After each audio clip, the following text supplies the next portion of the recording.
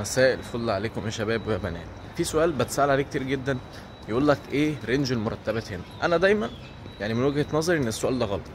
هقول لك ليه السؤال غلط. انا بجاوب عليه دايما بطريقة تانية. بقول ايه؟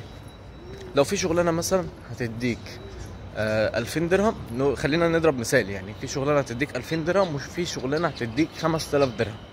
تمام؟ طيب تعالى بقى نبص للوظيفتين دولت من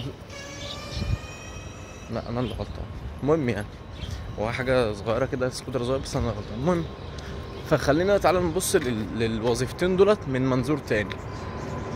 مثلا الشغلانه اللي هتديك 2000 درهم دي هتوفر لك سكن ومواصلات، ومثلا لو هو في فندق مثلا ولا في مطعم ممكن يوفر لك وجبه. فاصبح اللي هو شال عنك كذا حاجه، والحاجات دي بتصرف معاك كتير هنا. طيب والشغلانه اللي بتديك 5000 درهم دي مش هتوفر لك سكن، مش هتوفر لك مواصلات، مش هتوفر لك اكل، فانت هتشيل نفسك. وفي ناس بتعيش باقل من كده وده طبيعي. بس انا عايز اوصلك لنقطه، اللي بياخد 2000 درهم ده ممكن يوفر مثلا اكتر من 1500 درهم، تمام، على حسب مصاريفه هو الشخصيه. تمام. وفي ناس واللي هو بياخد 5000 درهم ده ممكن ما يعرفش يوفر حاجه، عشان هو بقى يصرف سكن، مواصلات، اكل، شرب، معيشه عامه. وعلى حسب مصاريف كل واحد. وهنا في ناس بتقضي نفسها ب1000 درهم وب2000 درهم وب1500 درهم، وفي ناس اللي هم الهنود والباكستان بيعيشوا ب800 درهم. فخلاصة الموضوع ايه؟ مفيش حاجه اسمها رينج المرتبات كام او اقل مرتب كام. اقل مرتب تقبل بيه اللي هو 2000 درهم. 2000 درهم بس على حسب، خليك شواف يعني، على حسب الحاجه اللي قدام منك. انا جالي مثلا شغلانه ب 2000 درهم بس والله موفر لي سكن زي الفل، توكل على الله.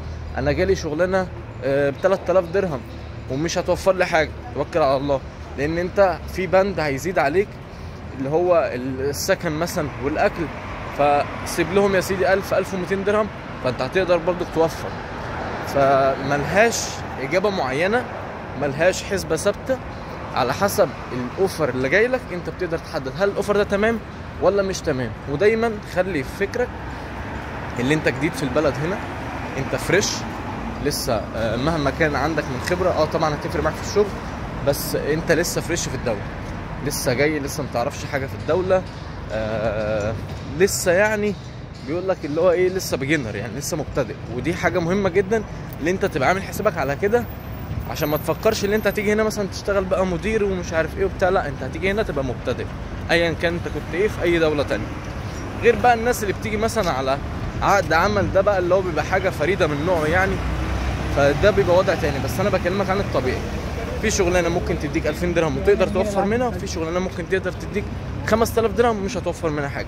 خلاص الموضوع خليك شواف على حسب العرض اللي جاي لك، هتقدر تميز انت تقدر توفر ولا لا. وخاصه هنا في دبي، الشارقة طبعا وعجمان ارخص من كده، بس هنا لو انت بتقبض 2000 درهم ومش هيوفر لك سكن ومش هيوفر لك مواصلات، هتقدر تعيش برضك وهتقدر توفر برضك.